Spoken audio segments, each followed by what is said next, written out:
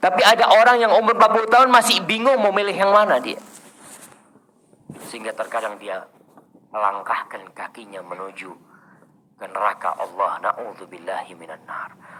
Kata dokter, orang kalau sudah umur 40 tahun makannya nggak pakai mulut, makannya pakai otak. Makannya tuh mulai mikir, ini kolesterol enggak, ini gula, ini asam urat. Enggak lah, anak nasi sama telur asin aja. Iya, mulai dia berpikir, nggak sembarangan dia makan. Karena dia tahu organ-organ di tubuhnya tidak seperti ketika dia muda, nggak sama. Ketika umur 25 tahun, sate kambing 50 tusuk habis. Umur 40 tahun sate kambing, enggak lah sate ayam aja. Udah mulai dia berpikir. Nah, harus dia berpikir. Karena demi kebaikan dia sendiri. Itu nggak haram, enggak. Tapi dia ingin yang lebih baik buat dirinya. Kemudian dalam urusan agama, dia harus bersiap-siap. Sudah lewat tuh 40 tahun Allah kasih umur kepadaku. Apa yang aku lakukan selama ini? Imam Bukhari di dalam kitab sahihnya membuat bab man balagha sittina sanah faqad a'dzarallahu ilaihi fil umr. Bab berkaitan dengan orang yang umurnya 60 tahun tuh Allah telah memberikan uzur kepada dia, memberikan alasan kalau dia nggak bertobat untuk diazab kelak. 40 tahun lewat sampai umur 60 tahun belum tobat-tobat tuh bahaya yang seperti itu. Allah berfirman di surat Fatir ayat 37. Ini Imam Bukhari menyebutkan ayat ini. Wa hum yastarikhuna fiha. Orang-orang yang berada di dalam api neraka itu menjerit, berteriak. Rabbana akhrijna, ya Allah, keluarkan kami dari api neraka ini untuk apa? Na'mal salihan ghairal ladzi kunna na'mal. Agar kami bisa beramal soleh tidak seperti amalan yang dulu pernah kami amalkan. Lalu dikatakan kepada orang-orang yang masuk neraka, yang diazab di sana, awalam nu'ammirkum ma yatadzakkaru fihi man tadzakkara ja'akumun nadhir. Bukankah kami sudah memberikan umur kepada kalian? Udah ditambah waktunya, udah ditambah kesempatannya, peluangnya. Para jamaah, modal kita dalam hidup ini bukan uang, umur. Kalau masalah uang, orang punya uang 1 triliun, umurnya habis, selesai. Uangnya selesai, ditinggal sama dia. Allah katakan, bukankah kami telah memberikan umur kepada kalian? Tapi sayangnya, tidak ingat kecuali orang yang memiliki hati dan mengingat Allah Subhanahu wa taala. Wa ja'akumun nadhir, dan telah datang kepada kalian peringatan. Apa peringatan itu? Disebutkan oleh Abu Hurairah radhiyallahu taala anhu bahwasanya Ibnu Abbas mentafsirkan an-nadhir, peringatan itu adalah asy-syaib, uban. Antum punya uban? Kalau bercermin ya Allah, udah tua. Itu peringatan. Kenapa Rasul sallallahu alaihi wasallam melarang menyemir uban dengan warna hitam? Boleh mau dirubah ubannya dengan warna merah, coklat, hijau, kuning, ya.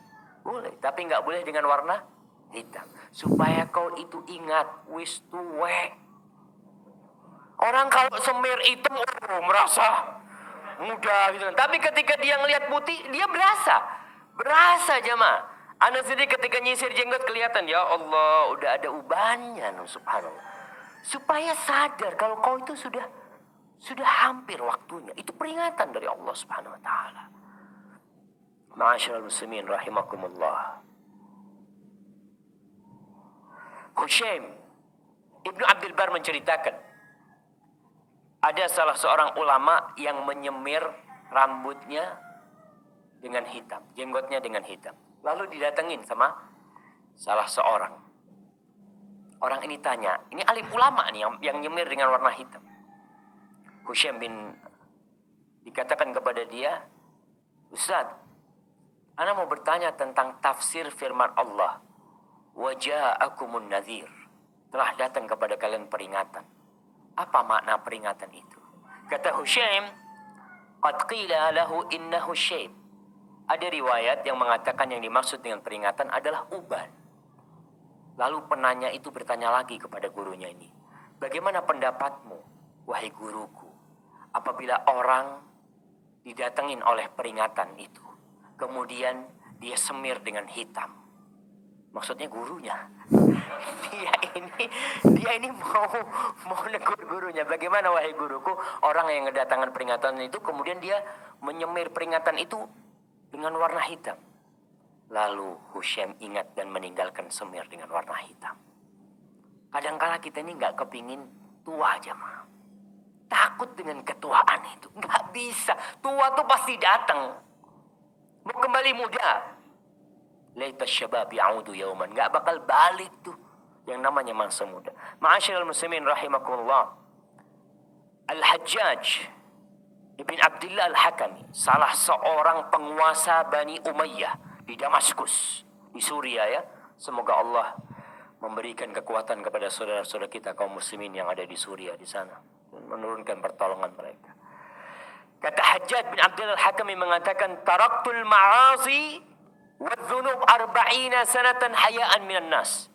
Aku meninggalkan dosa dan kemaksiatan selama 40 tahun karena malu sama orang. Malu sama orang, aku meninggalkan kemaksiatan itu. Thumma taraktuha hayaan minallah tabaraka wa ta'ala. Kemudian setelah 40 tahun aku meninggalkan dosa karena malu sama Allah subhanahu wa ta'ala. Bayangkan, Allah kasih umur sama engkau, Allah kasih rizki sama engkau, terus Allah kasih, kau tetap berbuat dosa. 40 tahun Allah kasih kesempatan kepada engkau berbuat dosa. Masa kau gak kembali kepada Allah subhanahu wa ta'ala?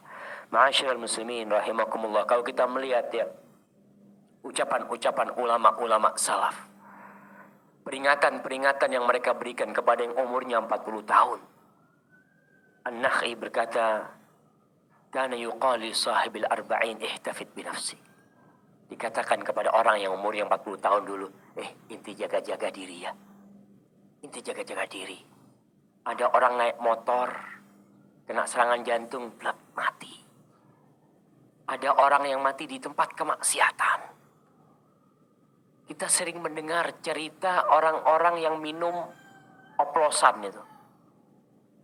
5 orang mati sekaligus. 7 orang mati sekaligus. Rata-rata ya gitu. Orang-orang yang lupa dengan Allah subhanahu wa ta'ala. Ma'asyiral muslimin rahimakumullah. Apa amalan yang perlu dipersiapkan kalau sudah umur 40 tahun? Itu poin yang akan kita bicarakan. Yang belum umur 40 tahun, ya siap-siap mempersiapkan diri. Karena ala bisa karena biasa. Allah subhanahu wa ta'ala berfirman, wa wassaynal insana biwalidayhi ihsana. Hamalathu ummuhu kurhan wa wada'athu kurhan. Wa hamluhu wa fisaluhu 30 syahra. Hatta idza balagha ashuddahu wa balagha 40 sana. Allah menceritakan, kami telah mewasiatkan kepada manusia agar berbuat baik kepada kedua orang tuanya. Kemudian Allah ceritakan tentang peran seorang ibu. Ibu kita tuh mengandung kita selama 9 bulan.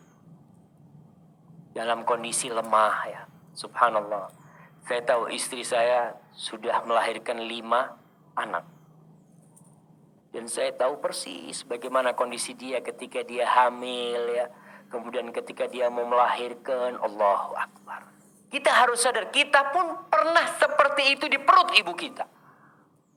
Ibu kita susah mengandung kita. Dalam kondisi wanita ini lemah, ditambah dengan beban di perut dia. Kemudian menyusui. Selama 30 bulan hamil dan menyusuinya, kira-kira seperti itu. Kemudian ketika umur 40 tahun, biasanya orang ini sudah mapan hidupnya. Sudah mulai punya istri, mulai punya anak, mulai sibuk dengan pekerjaannya, lupa sama orang tuanya. Lupa. Sebagian orang mengatakan, Ustaz, anak ini udah punya istri. Anak ini udah punya anak. Kata dia, nah, kau punya anak. Tapi kau harus tahu bahwasanya orang yang paling berhak kau hormati di muka bumi ini adalah orang tuamu. Apalagi ibu. Maka doa orang yang umur 40 tahun ini, Rabbi auzi'ni an ashkura ni'mataka allati an'amta alayya wa ala walidayya. Nikmat yang kau berikan kepadaku dan kepada kedua orang tua. Maka orang kalau sudah umur 40 tahun, dia buka lembaran dia. Sampai mana aku sudah berbakti kepada orang tuaku. Kepada bapak ibu. Pernah seorang sahabat datang kepada Rasul sallallahu alaihi wasallam. Dia mengatakan, ya Rasulullah, man haqqun nas bihusni sahabati. Siapakah manusia yang paling berhak mendapatkan penghormatan dari aku? Kebaktianku. Apa kata Rasulullah SAW? Ummu. Ibu. Lalu tanya lagi sahabat, Thumma man? Setelah ibu siapa Rasulullah SAW? Thumma ummu. Kemudian ibumu lagi. Tanya lagi sahabat, Thumma man? Kemudian siapa wahai Rasulullah SAW? Thumma ummu. Kemudian ibu. Tanya lagi yang keempat, Thumma abu. Baru setelah itu, bapakmu. Istri di mana? Di bawah bapak. Apalagi anak-anak. Kalau ada 100 orang yang harus kita hormati di muka bumi ini. Yang pertama, ibu. Yang kedua, ibu. Yang ketiga, ibu. Jamaah. Sekali lagi, orang kalau sudah umur 40 tahun banyak sibuk sama keluarganya. Jarang berkunjung ke tempat orang tuanya. Telepon jarang. Punya rezeki, lupa sama orang tuanya. Karena berpikir, ya saya sudah punya keluarga sendiri. Ingat, walaupun engkau jenderal bintang 4. Jenderal bintang 4. Punya pasukan 1.000, 10.000 pasukan. Ketika engkau di hadapan ibumu, pangkatmu hanya anak. Tak lain. Engkau akan dipanggil nak. Dan engkau akan panggil ibu kepada ibu. Masyaallah ikhwah rahimakumullah. Maka coba kita lihat. Apakah kalau kita punya rezeki kita sudah hadiahkan kepada orang tua kita? Kita beli mobil, kita beli ini, beli itu. Beliin istri kita, beliin anak-anak kita. Tapi kita lupa tidak membelikan orang tua kita. Anak-anak minta beli sesuatu kita antar, istri kita antar ketika ibu. Nah ibu kepingin ini nak. Oh ya bu, masih belum ada duit. Masyaallah ikhwah. Maka orang yang dekat sama orang tuanya. Umpamanya di Pagani. Ada orang-orang yang Masya Allah. Tinggal satu komplek sama orang tuanya. Ketemu sama orang tuanya seminggu sekali. Kata dia, iya Ustaz, anak sibuk Ustaz. Anak punya pekerjaan 6. Ibumu sibuk 9 bulan kau dikandung oleh ibumu. Dalam kondisi dia harus masak. Dia harus ngepel. Dia harus nyapu. Dia harus mempersiapkan rumah demi engkau. Apakah kau sekarang mengatakan sibuk dengan pekerjaan? Lupa sama orang tuamu. Sama bapakmu. Pernah seorang sahabat nih. Udah tua renta. Dia datang kepada Rasulullah SAW. Mengatakan, ya Rasulullah. Ada anak muda yang datang. Anak muda datang kepada Nabi mengatakan, ya Rasulullah, inna abi akhadha mali. Wahai Rasulullah Sallallahu alaihi wasallam, bapakku ngambil hartaku. Bapaknya ngambil harta anaknya. Akhirnya kata Rasulullah SAW, panggil bapak. Dipanggil bapaknya. Udah tua, bapaknya datang. Kita katakan anak kalau sudah umur 40 tahun mulai mapan hidupnya sudah. Datang. Wahai orang tua, nih anakmu melaporkan kau ngambil harta anak. Si bapak ngomong, ya Rasulullah, apa enggak boleh aku ngambil harta dia? Apa enggak boleh aku ngambil harta dia ya Rasul? Aku yang membesarkan dia. Aku yang enggak tidur malam demi dia. Aku yang merawat dia, yang ngasih makan dia. Apa enggak boleh ya Rasulullah? Ketika dia sudah besar, ketika dia sudah memiliki harta, enggak boleh bagi aku ngambil harta dia. Tanyakan kepada dia, untuk siapa aku berikan harta dia? Subhanallah. Rasul sallallahu alaihi wasallam mengatakan kepada orang ini, anta wa maluka li abik. Kau, tubuhmu semua ini dan semua hartamu milik bapakmu. milik orang tuamu. Jadi kita terhadap orang tua kita itu jamaah, subhanallah. Mau minta apa orang tua kita kasihkan kalau kita milik. Butuh mobil, fadl Pak. Apa kalau butuh mobil? Butuh motor, fadl Pak. Kadang kita berpikir, Ustaz, ini kan buat masa depan anak-anak, subhanallah. Anak-anak tuh belum berbuat baik sama kita sama sekali. Tapi orang tua kita yang berbuat baik kepada kita sampai kita jadi orang nih, kita lupa sama dia. Maka yang punya orang tua jauh, kunjungin orang tuanya. Datang kepada mereka. Kita nggak akan bisa membalas kebaikan orang tua kita. Ada seorang tabi'in yang menggendong ibunya dari Yaman. Sebagian mengatakan menggendong ibunya dari Khurasan untuk haji. Ketika tawaf dia mengatakan, Inni ana lahal ba'irul mudhallalu. Aku nih, buat ibuku nih, adalah kendaraan yang tunduk. Yang selalu dia datang kepada Ibnu Umar radhiyallahu taala anhu, wahai Ibnu Umar, kira-kira aku sudah balas enggak kebaikan ibuku? Apa dikatakan kepada dia? Wala zafratun min zafaratiha. Desahan ketika dia sakit hendak mengeluarkanmu dari perutnya, itu satu belum kau balas. Satu. Apalagi yang lainnya. Ada lagi yang datang kepada Umar bin Khattab, mengatakan bahwa dia merawat ibunya, memandikan ibunya, mengantarkan ibunya ke toilet. Ya, selalu dia yang ngerjakan semuanya. Kira-kira sudah nggak aku balas kebaikan ibuku yang ibuku dulu melakukan itu kepadaku? Katakan kepada dia, lah, nggak sama yang kau lakukan sekarang dengan yang ibumu lakukan untuk. Nggak sama. Ibumu melakukan ini kepadamu ketika kau kecil, dengan harapan engkau bisa hidup. Dan engkau melakukan itu sekarang kepada ibumu dengan harapan ibumu cepat mati. Banyak orang yang merawat ibunya ketika tua renta, yang ada dalam hatinya, bagaimana ibuku cepat mati. Tapi tatkala ibu kita merawat dan membesarkan kita, yang dia harapkan kalau bisa nyawa dia berikan kepada kita. Maka yang sudah umur 40 tahun, lihat masa-masa dia dulu. Apakah dia sudah berbakti sama orang tua? Maka doa nih, orang yang umur 40 tahun itu baca doa, Rabbi auzi'ni an ashkura ni'mataka allati an'amta alayya wa ala walidayya. Ya Allah, aku bisa kayak gini karena engkau ya Allah. Aku bisa memiliki rumah, bisa kerja ini karena engkau ya Allah. Dan beri aku ya Allah kekuatan untuk bisa berbakti sama orang tua aku. Minta sama Allah Subhanahu wa taala. Ma'asyiral muslimin rahimakumullah. Kemudian yang kita minta kepada Allah, wa an a'mala salihan tardah. Bantu aku ya Allah untuk bisa beramal soleh. Yang mungkin dulu sholatnya jarang-jarang, yang mungkin dulu sholatnya di rumah ya, yang laki-laki sekarang umur 40 tahun masjid. Kita dipanggil nih, hayya 'alal shalah, hayya 'alal falah, tetap di rumah.